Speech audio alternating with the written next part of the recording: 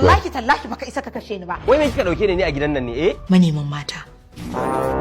Bata ko baka sani ba zaka ga yawan tallace-tallacen da akan yi akan wani sabon fim da jaruman nan wato Amal Umar ta fitar. Kuma wannan fim na mijina fim ne wanda zan baka misali domin a cikin arewacin Najeriya ba mu saba shirya fina-finai irin wannan ba, mun fi ganin irin su a kudancin Najeriya da kuma wasu sassa na duniya.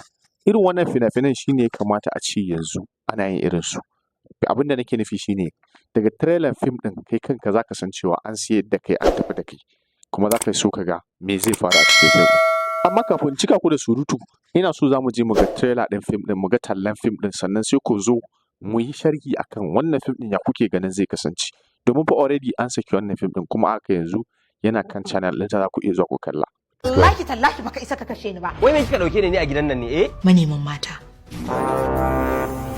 Kana da wani suna bayan haka ne? Kake ƙara zuwa office kice zaki min wannan abu na gaya miki. Kana ji Zayyad? Zayyad sai na ji. Zayyad na gaji. Daga yanzu ka sake ni. Dama ka dauke ta aiki ne saboda ku dinga fasfanta ku da kai.